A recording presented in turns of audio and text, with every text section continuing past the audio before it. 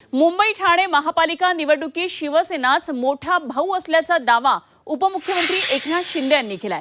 महापालिका निवडणुकीत शिवसेना भाजपची युती होणार आहे, पण ज्यांचे माजी नगरसेवक जास्त असतील तेवढ्या जागा त्या पक्षाला मिळाल्याच पाहिजेत अशी शिवसेनेची भूमिका असल्याचं एकनाथ शिंदेंनी सांगितलंय। मुंबईत शिवसेनेकडे 120 माजी नगरसेवक आहेत, तर ठाण्यामध्ये जवळपास 90 माजी नगरसेवक असल्याचं एकनाथ शिंदेंनी सांगितलंय।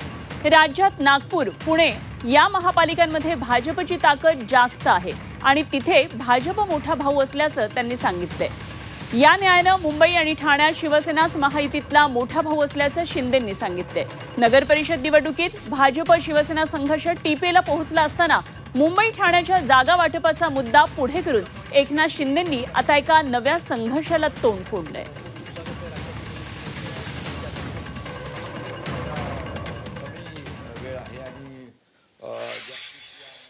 महायुती किंवा युती जेव्हा होते तेव्हा युतीमध्ये कोणतरी एक मोठा भाऊ असतो ना। तर तुमच्या युतीमध्ये महापालिका निवडणुकांमध्ये, कारण या बऱ्याचशा निवडणुका MMR रिजनमध्ये, ज्याच्यामध्ये मुंबई आहे, ठाणे आहे, नवी मुंबई आहे, अशा अनेक आहेत। या युतीमध्ये शिवसेना, कारण शिवसेना नेहमीच इथे मोठा भाऊ राहिलेला आहे, तर या युतीमध्ये राहिला ना आता राहणार महापालिकेमध्ये। आता राज्यामध्ये भारतीय जनता पक्षाचे जास्त आमदार आहेत, साहजिक आहे विषय। आणि काही ठिकाणी MMR मध्ये शिवसेना पक्षाची ताकद जास्त आहे, काही ठिकाणी भारतीय जनता पक्षाची। आता नागपूरमध्ये, पुण्यामध्ये, पिंपरी चिंचवडमध्ये, नवी इथं आपल्या ह्याच्यामध्ये अनेक ठिकाणी भारतीय जनता पक्षाच्या नगरसेवक जास्ती आहेत। आता आमचे पण ठाण्यामध्ये, कल्याण डोंबिवलीमध्ये, इतर ठिकाणी आमचे जास्त नगरसेवक आहेत। मग ठाण्यामध्ये तुमचे, तर समजा आता उदाहरण नका, मुंबईत होतो, पण ठाण्यामध्ये तुमचे स्वतःचेच शिवसेनेचे 91 नगरसेवक आहेत, बरोबर? मग माझ्याकडे 70 अगोदर होते, नंतर दुसरे 80-90 झाले। मग आता ठाण्यामध्ये मोठा भाऊ कोण असेल? मी तर सांगितले ना, ठाण्यामध्ये मोठा भाऊ जरी असला तरी सुद्धा मुख्यमंत्र्यांनी माझी चर्चा झाली आणि युती आम्ही करायचं ठरवलेलं आहे। पण मग ठाण्यात तुम्ही जास्त जागा लढवाल? म्हणजे जिथं आता सिटिंग कॉर्पोरेटर आहेत त्यांना आता बीजेपीच्या पण लोकांना तिकीट द्यायला की आपल्यालाही तिकीट द्यायला शिवसेनेचा। त्यामुळे असं जिथं जास्ती आहे तिथं युती करायची नाही, आणि जिथं आम्हाला गरज आहे तिथं युती करायची, अशी युती होत नाही। जिथं भारतीय जनता पक्षाच्या जास्त ताकद आहेत तिथं शिवसेनेची कमी ताकद आहे, तर मित्रपक्ष म्हणून एकत्र येऊन लढणार आम्ही। जिथं शिवसेनेची जास्त ताकद आहे त्या ठिकाणी आम्ही सांगू इकडे युती नको, पण म्हणजे असं काय असतं का? ठाण्यात तुमच्या जास्त जागा अशी होत नाही। पण ठाण्यात तुमच्या जास्त जागा आहेत ना, तुम्ही जास्त तिथे जागा मागाल? जास्ती जागा म्हणजे जे तिथं समीकरण आहे युतीमध्ये, जे आता स्थानिक नगरसेवक आहेत ते त्यांना तिकीट देणारच ना आपण। मग हाच नियम मुंबईत लागू होईल? कारण मुंबई शिवसेनेचे आजच्या तारखेला 84 नगरसेवक जास्त, म्हणजे जेव्हा शेवटच्या निवडणुका झाल्या तेव्हा हो मुंबईत 84 नगरसेवक होते। आता तुम्हाला मी सांगतो, माझ्याकडे जे उभाटाचे नगरसेवक, इतर पक्षाचे नगरसेवक, जे 2017 म्हणजे आता जी निवडणूक झाली मागे, त्याचे 71 नगरसेवक, त्यानंतर 2012 आणि यामध्ये लढलेले नगरसेवक, जवळपास 120 नगरसेवक मुंबई महापालिकेचे माझ्याकडे आलेत। थोडक्यात महायुतीचा हा फॉर्म्युला ठरला असल्याचं एकनाथ शिंदे यांचं म्हणणं आहे। 120 मुंबईमध्ये माजी नगरसेवक शिवसेनेकडे आहेत, तर 90 ठाण्यामध्ये आहेत, आणि त्यामुळे मोठा भाऊ हा शिवसेनेच असणार, अशा प्रकारे उपमुख्यमंत्री एकनाथ शिंदे यांनी हे वक्तव्य केलं आहे। अर्थातच यावर आता भाजपची प्रतिक्रिया सुद्धा बघणं तितकंच महत्त्वाचं ठरणार आहे।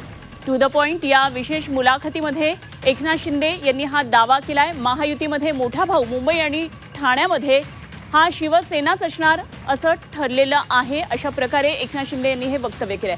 आणि या संदर्भात आणखी सविस्तर चर्चा करूया। सध्या आपल्याबरोबर भाजपचे माध्यम प्रमुख आहेत नवनाथ बन, आणि त्याचबरोबर सकाळचे संपादक राहुल गडपाले सर आहेत। सगळ्यात आधी आपण जाऊया बन यांच्याकडे। नवनाथजी, आपण कसं पाहता, आत्ताच उपमुख्यमंत्री एकनाथ शिंदे यांचा हा बाईट आपण ऐकला असेल। झी 24 तासचे संपादक, मुख्य संपादक कमलेश सुतारसरांना टू द पॉइंट मुलाखतीत त्यांनी सांगितलंय की हा शिवसेनाच मोठा भाऊ असणार आहे ठाणे आणि मुंबईमध्ये। कसं पाहता याकडे?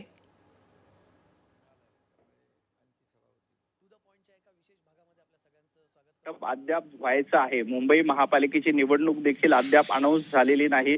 जशी मुंबई महापालिका निवडणूक जाहीर होईल त्यावेळेला मुख्यमंत्री देवेंद्रजी फडणवीस, उपमुख्यमंत्री एकनाथजी शिंदे आणि अजितदादा हे तिघही बसतील आणि जागा वाटपाचा फॉर्म्युला ठरवला जाईल. आपल्याला कल्पना आहे की गेल्या वेळेला म्हणजे 2017ला भारतीय जनता पार्टीने जवळपास 82 जागा जिंकल्यात. शिवसेना आणि भाजपमध्ये फक्त 2 जागांचा फरक होता.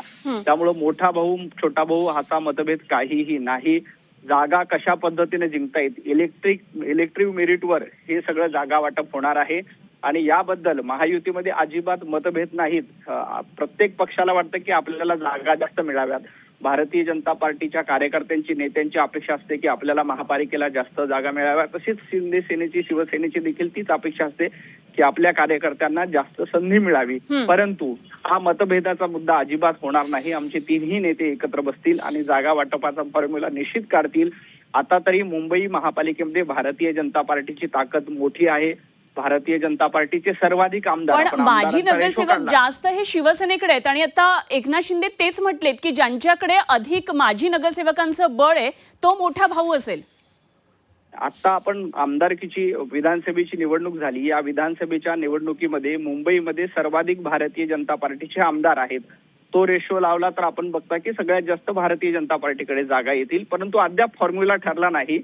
माजी नगरसेवकावर फॉर्म्युला ठरायचा का आमदारांवर फॉर्म्युला ठरवायचा हे वरिष्ठ नेते बसून निर्णय घेतील. याच्यामध्ये कुठलेही मतभेद महायुतीमध्ये होणार नाहीत. ठीक आहे, धन्यवाद. आपण बोललाच ही 24 तास बरोबर. नवनाथ बन आपल्या बरोबर होते, माध्यम प्रमुख भाजपचे. अशा प्रकारे मोठा भाऊ छोटा भाऊ नाही असं नवनाथ बन जरी म्हणत असले तरी उपमुख्यमंत्री आणि शिवसेनेचे मुख्य सध्याचे एकनाथ शिंदे यांनी मात्र हे म्हटलेलं आहे. त्यामुळे आता पुढे हा सगळा फॉर्म्युला कसा जातो हे बघणं खूप महत्त्वाचं ठरणार आहे. सध्या आपल्याबरोबर सकाळचे संपादक मुख्य संपादक राहुल गडपाले सर आहेत. आपण गडपाले सरांबरोबर या संदर्भात चर्चा करूया. राहुल सर, आता आपण एकनाथ शिंदे यांची प्रतिक्रिया ऐकली असेल. टू द पॉइंट या कमलेश सरांच्या मुलाखतीमध्ये त्यांनी म्हटलंय की ज्याच्याकडे माजी नगरसेवकांचं बळ हे अधिक असेल तो मोठा भाऊ असेल आणि या न्यायानं ठाणे आणि मुंबईमध्ये मोठा भाऊ हा शिवसेनाच असणार अशा प्रकारचं वक्तव्य केलंय. अर्थात बन यांनी हे खोडून काढलंय. अशा प्रकारचा संघर्ष होणार नाही असं त्यांचं म्हणणं आहे. तुम्ही कसं पाहता या स्टेटमेंटकडे? निश्चितपणे ज्या पद्धतीचं वातावरण आताचं राजकीय आहे त्या परिस्थितीमध्ये अशी सिच्युएशन आहे की प्रत्येकाला स्वतः तो किती स्ट्रॉंग आहे हे जास्त जास्त पद्धतीने ठसून सांगण्याचा प्रयत्न प्रत्येक पक्ष करतो. म्हणजे तुम्ही परवाच्या दिवशी अजितदादांचं पण स्टेटमेंट ऐकलं असेल. आज एकनाथ शिंदे जे कमलेश सुतारन यांच्या मुलाखतीमध्ये जे बोललेत तर प्रत्येकाला हे ठासून सांगायचं की आमच्याशिवाय तुमची गाडी चालणार नाही, आमच्याशिवाय तुम्हाला गाडी हाकता येणार नाही. आणि त्यासाठी जर बीजेपीला मुंबई महानगरपालिकेवर ठाण्यासारख्या महानगरपालिकेवर जर सत्ता हवी असेल तर आमची मदत घ्यावीच लागेल आणि आम्हाला कुठल्याही पद्धतीने तुम्ही अवॉइड करू शकणार नाही अशा स्वरूपाचा संदेश देण्याचा प्रयत्न मला वाटतं या निमित्ताने एकनाथ शिंदे करताना दिसत आहेत. दुसरं याच्यातलं जे कॅल्क्युलेशन आहे सगळं ओव्हरऑल महानगरपालिकेच्या निवडणुकीमधलं ते आता जर तुम्ही बघितलं तर सगळं कन्फ्युजिंग वातावरण आहे. म्हणजे काही नगरसेवक वेगवेगळ्या पक्षांमध्ये स्थलांतरित झाले आहेत. तिकीट वाटपाच्या गोळामध्ये काही नगरसेवक अजून वेटिंगवर आहेत, कोणाला तरी दुसऱ्या पक्षांमध्ये जायचं आणि त्या सगळ्या वातावरणात प्रत्येकाला आपली बाजू अधिक खमकेपणाने ठासून सांगायची आणि त्याचा प्रयत्न वारंवार शिंदे करताना दिसत आहेत. दुसरं म्हणजे ज्या परिसरामध्ये शिंदेचा बालेकिल्ला आहे म्हणजे ठाण्यासारख्या परिसरामध्ये त्यांचा बालेकिल्ला आहे आणि मुंबईत ते स्वतःचे पाय पसरू पाहत आहेत. म्हणजे त्यांच्याकडे शिवसेना आल्यानंतर त्यांनी ज्या पद्धतीने जुन्या शिवसेनेतले सगळे नगरसेवक स्वतःकडे वळते करून घेतले तर ते स्वतःचा पाया भक्कम करण्याचा प्रयत्न करतात आणि त्यात त्यांना डावललं जाऊ नये यासाठी तुम्ही त्यांचा आणि रवींद्र चव्हाणांचा जो काही संघर्ष गेल्या काही दिवसांपासून आपण बघतोय त्या सगळ्या पार्श्वभूमीवर ही जी निवडणुकीच्या अनुषंगाने लागणारी जी राजकीय पेरणी आहे ती राजकीय पेरणी करण्याचा प्रयत्न एकनाथ शिंदे मला वाटतं खूप ठामपणाने करतायत. ते गेल्या 4-5 दिवसांपासूनचे जे एकनाथ शिंदेचे सगळे स्टेटमेंट्स आहेत त्यांच्या पक्षातले नेते जे काही बोलतायत त्याच वेळेला अजितदादा सुद्धा ज्या पद्धतीची भूमिका घेऊन पुढे येत आहेत तर या सगळ्या पार्श्वभूमीवर कुठल्याही पद्धतीने आपली बार्गेनिंग पॉवर स्ट्रॉंग करणे हा याच्या मागचा मला वाटतं मेजर हेतू जो आहे तो एकनाथ शिंदेच्या बोलण्यामागे दिसतोय मला. अगदी राहुल सर, असे संपर्कात राहा. अगदी अपेक्षा होती भाजपकडून या वक्तव्यावर काहीतरी प्रतिक्रिया येणार आणि आशिष शेलार यांची प्रतिक्रिया येते. शिवसेनेच्या दाव्यावर भाजपची सावध भूमिका दिसतेय. जागा वाटपावर एकनाथ शिंदेंबरोबर चर्चा करू असं म्हटले भाजप नेते आशिष शेलार यांनी ही सावध भूमिका घेतली आहे. जागा वाटपाची चर्चा माध्यमांसमोर नाही असं त्यांनी म्हटलेलं आहे. भाजप नेते आशिष शेलार यांनी सावध भूमिका घेते म्हटलेलं आहे. माध्यमांसमोर जागा वाटपाची चर्चा नाही असं म्हटलेलं आहे. तर एकनाथ शिंदेंनी मुंबई आणि ठाण्यामध्ये शिवसेना हाच मोठा भाऊ असेल कारण अधिकाधिक जे नगरसेवक आहेत, माजी नगरसेवक हे शिवसेनेकडे आहेत अशा प्रकारे वक्तव्य केलं होतं आणि झी 24 तासच्या टू द पॉइंट या मुलाखतीमध्ये त्यांनी हे वक्तव्य केलंय. एक नवीन संघर्षाला खरं तर एक तोंड फुटलेलं असं म्हणायला हरकत नाही. मात्र आशिष शेलार यांनी या संदर्भात एक सावध भूमिका घेतली आहे. पाहूया आपण आशिष शेलारांची भूमिका. एकनाथ शिंदे असंही म्हणाले की मुंबई आणि ठाण्यामध्ये शिवसेना हाच मोठा भाऊ आहे. मुंबईत शिवसेनेकडे 120 माजी नगरसेवक आहेत, त्यामुळे जेवढ्या जागा तेवढ्याच जेवढे माजी नगरसेवक तेवढ्याच जागा सुद्धा मिळायला पाहिजेत अशी दावा ही चर्चा त्यांच्याशी करीन, देवेंद्रजींशी करीन, मीडियावर करणार नाही. खरं तर त्यांनी प्रतिक्रिया देणं सुद्धा हे टाळलेलं आहे असं म्हणायला हरकत नाही. राहुल सर, आता आपण आशिष शेलारांची प्रतिक्रिया ऐकली. देवेंद्र फडणवीस एकनाथ शिंदे चर्चा करतील, जागा वाटपाची चर्चा माध्यमांसमोर नाही असं आशिष शेलारांनी म्हटलंय.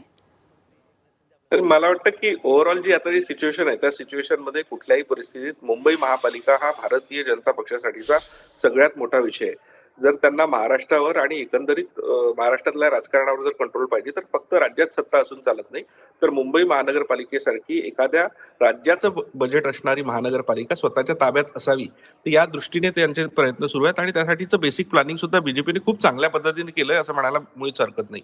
आशिष शेलारांचा सुद्धा त्याच्यामध्ये मेजरली रोल राहिलाय आणि त्यांनी सुद्धा इथली ग्राउंडवरची बांधणी केली आहे. आता जरी अमित साटम यांच्याकडे जबाबदारी असली तरी सुद्धा आशिष सुद्धा ग्राउंड लेवलला ज्या पद्धतीने काम करतात त्यावरून बीजेपीची बांधणी जी आहे ती चांगली दिसते.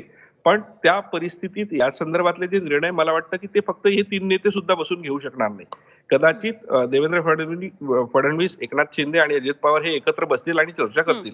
पण मुंबई महानगरपालिकेच्या संदर्भातला जो काही निर्णय आहे तो निर्णय मला वाटतं खूप मोठ्या प्रमाणात दिल्लीतून घेतला जाण्याची शक्यता यावेळेस फार ठामपणे दिसते. आणि त्याच्यामध्ये दिल्लीतले जे नंबर 1 आणि नंबर 2 आपण जे म्हणतो दोन अत्यंत महत्वाचे नेते देशातले, त्या 2 नेत्यांचा मुंबई महानगरपालिकेच्या निवडणुकीमध्ये विशेष रस असतो त्यांना आणि त्यामुळे त्यांना कुठल्याही परिस्थितीत मुंबई महापालिकेची सत्ता जर काबीज करायची असेल तर त्याच्यासाठी लागणारे कुठलीही मोडतोड करायला मला वाटतं भारतीय जनता पक्ष यावेळेस मागे पुढे पाहणार नाही.